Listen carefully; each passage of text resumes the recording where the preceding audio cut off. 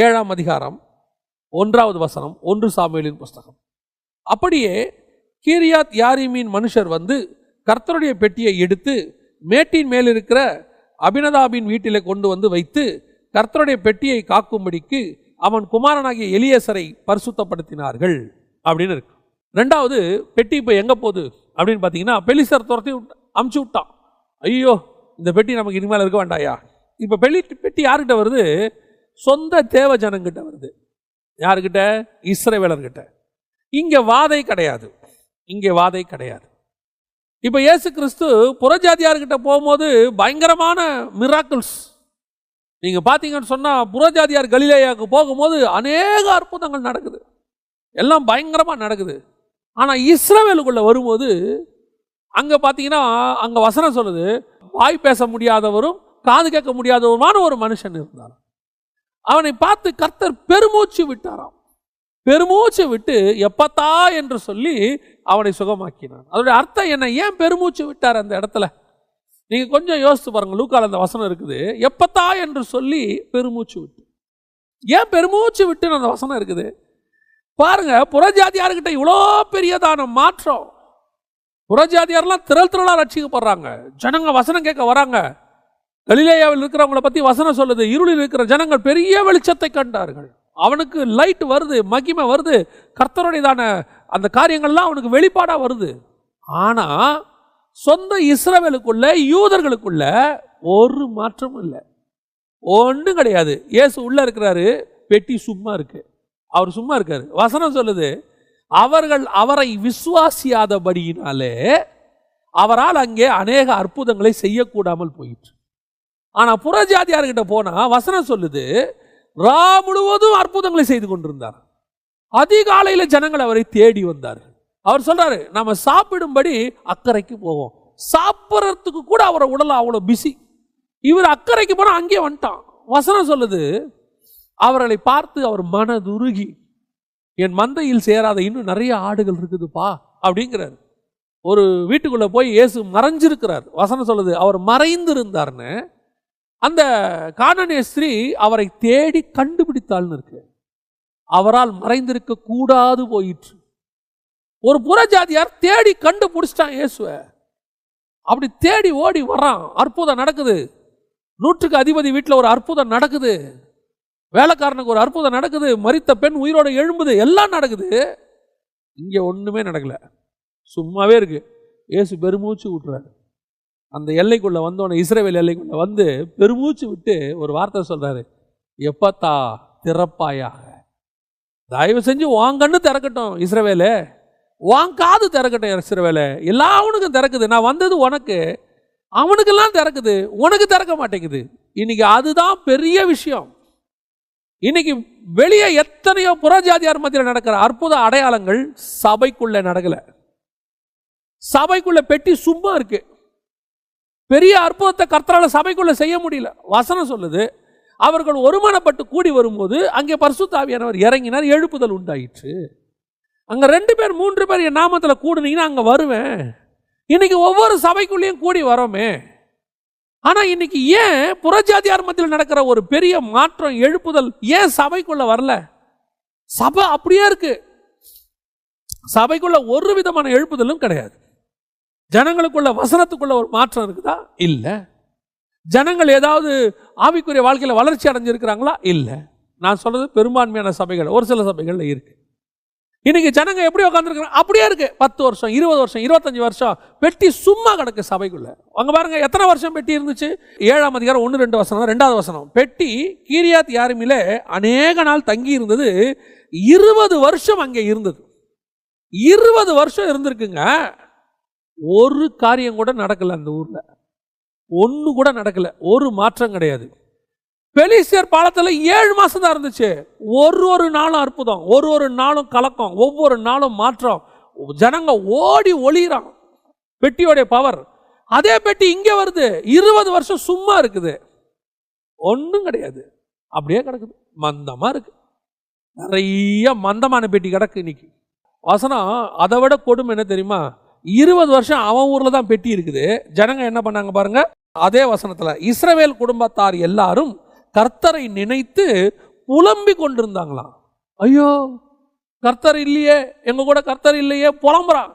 பெட்டி உன் ஊர்ல தான் இருக்கு, பெலிஸ்தியன் ஊர்ல இல்ல, புறஜாதியார்கிட்ட இல்லை பெட்டி. உன் ஊருக்கு வந்து 20 வருஷம் ஆச்சு, 20 வருஷமா ஊர்ல பெட்டி இருக்குது, நீ புலம்பிட்டு இருக்கிற, அழுதுகிட்டு இருக்கிற. எதை நினைச்சு? கர்த்தரை நினைச்சு. இன்னைக்கு வல்லமை உங்ககிட்ட இருக்கு, கர்த்தர் உங்ககிட்ட வல்லமையை கொடுத்துட்டு போயிட்டாரு. அவர் சொல்றாரு, என் நாமத்தினாலே நீ என்ன கேட்டாலும் தருவேன், என் நாமத்தினாலே பிசாசுகளை துரத்துவீர்கள், வியாதியஸ்தர்கள் சுகமாவார்கள், என் நாமத்தில் நீங்க எதை கட்டுறீங்களோ அதை கட்டப்படும், எல்லாம் சொல்லியாச்சு. பிதா எனக்கு கொடுத்தவைகளில் ஒன்றையும் நான் மறைத்து வைக்கவில்லை. ஆனா உட்காந்து இன்னும் புலம்பல். என்ன ஆண்டவரே எனக்கு அதை செய்யுங்கப்பா, இதை செய்யுங்கப்பா. கட்டளை கொடுங்க, எழும்பி பிரகாசிக்கணும்.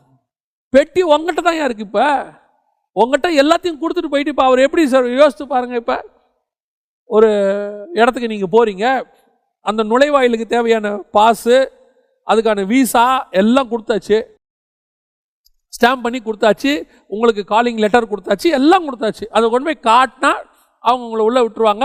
அவங்க உங்களை வந்துட்டு வேலையில் சேர்த்துப்பாங்க, மாதம் மாதம் சம்பளம் கொடுத்துருவாங்க, அக்காமடேஷன் ஃபுட்டு கொடுப்பாங்க. இவ்வளவும் அந்த லெட்டரில் இருக்குது, எல்லாம் கொடுத்துருக்கு.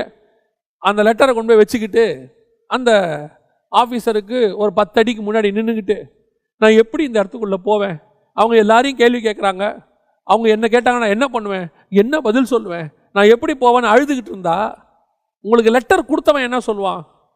நீ ஒன்றுமே செய்ய வேண்டாம், அந்த லெட்டரை கொண்டு போய் காட்டுடா. நீ காட்டினாலே அவன் உன்ன உள்ள விட்டுருவான். ஏன்? அந்த லெட்டருக்கு அவ்வளோ பவர் இருக்கியா?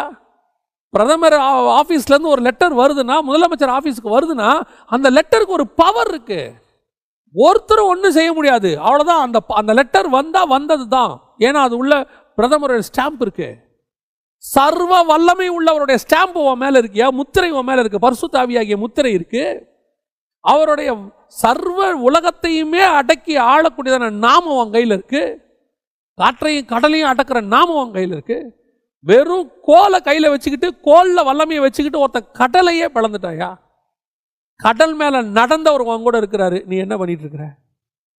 உட்காந்து புலம்பிக்கிட்டு இருக்கிற, அழுதுகிட்டு இருக்கிற. இன்னும் அழுது அழுது அழுது ஏதாவது ஒரு அற்புதம் செய்ய ஆண்டவர். ஏன் செய்யணும் அற்புதம்? நீ தான் ஏன் செய்யணும்? நீ தான் அற்புதம் செய்யணும். அதுக்கு தான் கர்த்தர் உன்னை வச்சிருக்கிறாரு. இப்போ பரலோகம் என்ன நினைக்கும்? நம்மளை பார்த்து என்ன யோசிக்கும் பரலோகம்? எல்லா பவரையும் கொடுத்துட்டு வந்துட்டேன், கட்டளை கொடு, காற்றையும் கடலையுமே உன்னால் அடக்க முடியும்.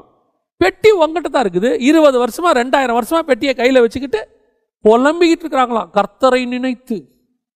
இன்னைக்கு இது ஒரு பெரிய ஃபேஷன் ஆயிருச்சு. இன்னைக்கு பப்ளிக்கா நாம அப்படி ஜெபம் பண்ணுவோம், இப்படி ஜெபம் பண்ணுவோம். ஜெபம் பண்றது தப்பு கிடையாது. எதுக்கு ஜெபம் பண்ணணும்னு இருக்குது, எதுக்கு கட்டளை கொடுக்கணும்னு இருக்குது. You must know. எதுக்கு நீ கட்டளை கொடுக்கணும், எதுக்கு கேட்கணும், ரெண்டுமே இருக்கு.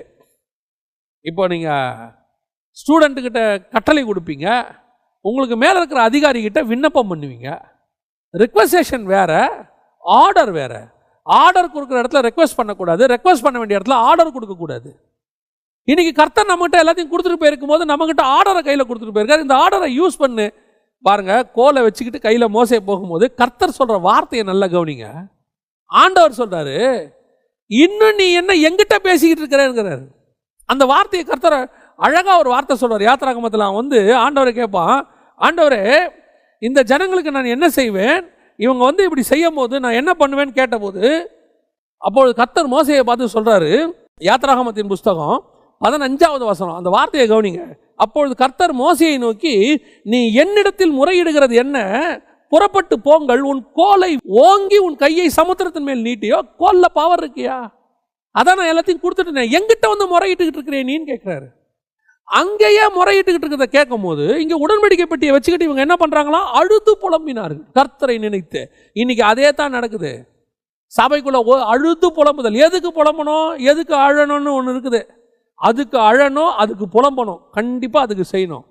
எதுக்கு கட்டளை கொடுக்கணும்னு இருக்குது, எதுக்கு அதிகாரமுடையவராக இருக்குன்றிருக்கு. அதுக்கு இப்போ இயேசு கிறிஸ்து பிதாவை நோக்கி அழுது ஜெபம் பண்ணினார்.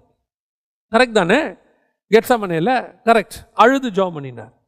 அதே நேரத்தில் லாசர் கல்லறையிலிருந்து எழுப்பும்போது கர்த்தர் அழுது ஜெபம் பண்ணாரா? எப்படி பிரேயர் பண்ணாரு? பிதாவே நீர் எனக்கு செவி கொடுக்கிறீர் என்று நான் அறிந்திருக்கிறேன், என்னை சுற்றி உள்ளவர்கள் விசுவாசிக்கத்தக்கதாக நான் இதை சொன்னேன். லாசருவே வெளியில் வா என்று உரத்த சத்தமிட்டார். அதான் அதிகாரம். அந்த இடத்துல அவர் அழுது ஜெபம் பண்ணல, அதுவும் பிரேயர் தான். கெத்செமனேல பண்ணதும் பிரேயர் தான். ஆனா கெத்செமனே பிரேயர்ல அழுது ஜெபம் பண்றாரு, இங்க பிரேயர்ல கட்டளை கொடுக்கிறார், ஆர்டர், உரத்த சத்தமிட்டு. இந்த டிஃபரன்ஸ் உங்களுக்கு எனக்கும் தெரியணும். இன்னைக்கு இந்த டிஃபரன்ஸ் தெரியாத வரைக்கும் நீ என்ன அழுது ஜெபம் பண்ணாலும் பிரயோஜனம் இல்லை. பாருங்களேன், என்ன டிஃபரன்ஸ், நீங்க அழுது ஜெபம் பண்ணாலும் பிரயோஜனம் இல்லை. இப்போ கணவர் உங்களுக்கு காலையில் வீட்டுக்கு வேலைக்கு போகும்போது உங்களுக்கு தேவையான காசை ஒரு இடத்துல வீட்டில் வச்சுட்டு போயிட்டாரு. அந்த காசை அங்கே வச்சுட்டு உங்ககிட்ட சொல்லிட்டு தூக்கத்தில் சொல்லிட்டு போயிட்டாரு, காசை இங்கே வச்சிருக்காமா, நீ எடுத்து செலவு பண்ணிக்கணும். உங்களுக்கு அது மறந்துருச்சு, அவர் போயிட்டாரு, ஃபோன் ரீச் ஆகலை. இப்போ நீங்கள் என்ன பண்ணுவீங்க? அழுதுன்னு இருப்பீங்க. சாப்பாட்டு கூட வழியில் என்னை விட்டுட்டு போயிட்டாரு, ஆண்டவரே எனக்கு இறங்கும். ஃபோன் பண்ணி, ஏங்க எனக்கு இப்படி சாப்பாட்டுக்கு நீங்கள் காசு கொடுக்காம போயிட்டீங்களே, என் மேலே உங்களுக்கு பாசம் இல்லையா, அன்பு இல்லையா, ஆண்டவரே எனக்கு இறங்கும், என் கணவனே எனக்கு இறங்கும். நான் சொல்லலாம், காசை வச்சுட்டு போயிருக்கேன் பாரு, எடுத்து செலவு பண்ணு. உனக்காக தானே எல்லாத்தையும் அங்கே வச்சுட்டு வந்திருக்கேன், மொத்த காசையும் எடுத்து செலவு பண்ணி சாப்பிடு. இதுக்கு ஏன் அழுவுற? உனக்கு தேவையானதான் எல்லாம் நான் செஞ்சுட்டு போயிட்டேனே, எதுக்கு அழுவணும்? ஒரு அடிபட்டுருச்சு, என்னை ஹாஸ்பிட்டலுக்கு கூப்பிட்டு ஆள் இல்லை, யாருக்கும் வரலைங்கன்னா அப்போ ஃபோன் பண்ணி அழுதான் நியாயம். ஏன்னா இப்படி இருக்க என்னை காப்பாற்ற யாருமே இல்லைன்னா உடனே ஓடி வருவான், நான் வரேன் இருமாம்பான். இப்போ கேட்டால் என்ன சொல்லுவான்? அதான் வச்சுட்டு வந்திருக்கேனே, ஏற்கனவே உங்கள்கிட்ட சொன்னேனே, நான் வச்சிருக்கிறேன்னு சொன்னேனே. அதைத்தான் ஆண்டவர் சொன்னார், என் பிதா எனக்கு கொடுத்த எல்லாவற்றையும் நான் உனக்கு தந்து விட்டேன்னு இருக்கேன். இன்னும் உட்காந்து புலம்பு, இன்னும் உட்காந்து அழு, ஆனால் பதிலே வராது. 20 வருஷம் ஜெபம் பண்ணாலும் பதில் வராது, 30 வருஷம் ஜெபம் பண்ணாலும் பதில் வராது. வசனம் சொல்லுது, 20 வருஷம் அவர்கள் கர்த்தரை நினைத்து புலம்பி கொண்டிருந்தார்கள்.